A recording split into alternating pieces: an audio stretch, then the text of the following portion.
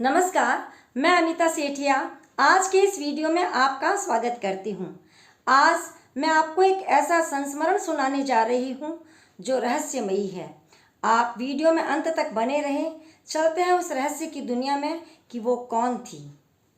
कभी कभी हमारे जीवन में ऐसा अतिथि आता है जो साधारण लगता है किंतु वह असाधारण होता है, जिसके स्पर्श से ही चमत्कार उत्पन्न हो जाता है। जी हाँ, हमारे भी घर में एक ऐसा प्राणी आया जो दुबली पतली, थकी हुई, लेकिन उसकी आंखों में रहस्य छुपा था। मेरी माँ वर्षों पहले एक ऐसी सखी को लेकर आई हमारे घर में जो बिल्कुल थकी हुई, जिसका रंग पीला और हड्डियों का ढांचा था। देखते ही ऐसा लगता जैसे वो हवा से उड़ जाएगी, हवा के साथ ही नीचे गिर पड़ेगी। लोग जब उसे देखने आते उस अतिथि को तो कहते ये कितने दिन जी पाएगी, इसकी तो सांसें ही कहीं अटकी हुई है। उसकी आंखों में गहरी लाज और मौन छुपा था। माँ ने उसे अपने आंचल में ममता से भर लिया और उसकी खूब सेवा की। उसे खिलाया पिलाया, उसका शरीर तंदुरुस्त हो गया। लोग देखने लग गए, उसके रंग में चमक आ गई, उसके चाल में चहक आ गई। धीरे धीरे माँ की सेवा ने उसका शरीर अच्छा कर दिया। वो दुबली पतली काया बदल गई, शरीर भर गया, उसके शरीर में कांति आ गई और ऐसा लगने लगा जैसे कोई हरियाली छा गई हो। दिन बीते, महीने गुजरे। जैसे रेगिस्तान की तपती धरती में वर्षा का पानी धरती को हरा भरा कर देता है, उसकी भी काया हरी भरी हो गई। काया में कांति आ गई और जहाँ जहाँ वह जाती, जहाँ उसके कदम पड़ते, वहाँ आंगन में हरियाली हो जाती। जहाँ वह ठहरती, वहाँ सुख शांति का झरना बहने लगता। वह कुछ बोलती नहीं थी, लेकिन बिन बोले ही बहुत कुछ कह देती थी। इतना ही नहीं, घर में जब कोई दुखी होता तो उसकी आंखों में स्पष्ट रूप से दुख दिखाई देता। वह दुखी हो जाती, उसकी आंखें नम हो जाती। घर से बाहर कोई किसी काम के लिए जाता तो वह आशीर्वाद बन के उसके साथ जाती। बच्चे बीमार हो जाते या फिर घर में कोई हताश हो जाता तो वो उसके पास बैठती, उसके भारी मन को हल्का कर देती। सच मानिए, वह बोलती नहीं थी, लेकिन बिना शब्दों की एक पढ़ने वाली किताब थी। वह हमारे हर सुख दुख की साझेदार थी। उसके बिना घर का हर कोना सूना लगता था।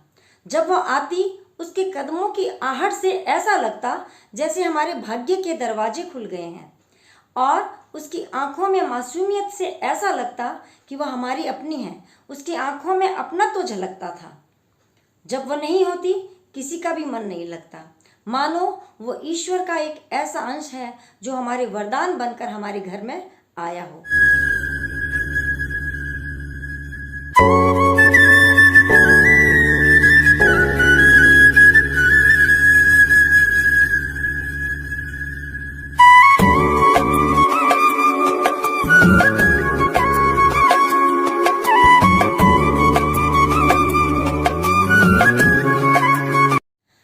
उसके कदम जहाँ जहाँ पड़े वहाँ हरियाली छा गई। सड़कें बन गई, दुकानें बन गई, कारखाने, सुंदर मकान बन गए। जहाँ गई उसने खुशियाँ बिखेर दी। लोगों ने सोचा ये जरूर कोई एक विशेष प्राणी है, साधारण नहीं है ये। वह बोलती नहीं थी, मौन रहती, लेकिन मौन में ही सबको कह देती मैं तुम्हारे साथ हूँ। दोस्तों, आप सोच रहे होंगे आखिर वो कौन थी जिसका अभी तक आपको पता नहीं चला। जीवन में सुख दुख की साथी, भाग्य बदलने वाली शक्ति, इंसान, कोई सखी या माँ?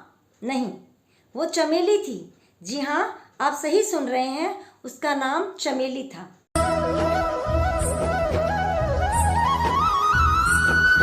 जो ना कोई स्त्री थी, ना कोई सुख दुख की साथी, कोई औरत थी या इंसान थी, वो थी एक गाय। जी हाँ, गाय थी। जिसे दुनिया ने एक गाय समझा, वह हमारे लिए गाय नहीं थी सिर्फ, वह एक घर की लक्ष्मी थी, ममता की मूर्ति थी, आशीर्वाद की एक सजीव प्रतिमा थी। तथा उसकी उपस्थिति ने हमें यह सिखाया कि सेवा का फल कभी व्यर्थ नहीं जाता। जी हाँ, जिस घर में गाय का निवास होता है वहाँ लक्ष्मी, सरस्वती, दुर्गा सबका वास होता है। तो दोस्तों, यह संस्मरण आपको कैसा लगा? लाइक करें, सब्सक्राइब करें और कमेंट भी करें कि आपको कैसा लगा। गाय की हमें सेवा करनी चाहिए। हमारी भारतीय संस्कृति में कहते हैं कि गाय में 36 करोड़ देवी देवता विद्यमान होते हैं। एक गाय की सेवा करने से इतने 36 करोड़ देवी देवताओं की हम सेवा कर लेते हैं। और भारत में तो ये कहते भी हैं हम भारतीय कि गाय हमारी माता है, तो हमें अपनी माँ का सम्मान करना चाहिए। धन्यवाद।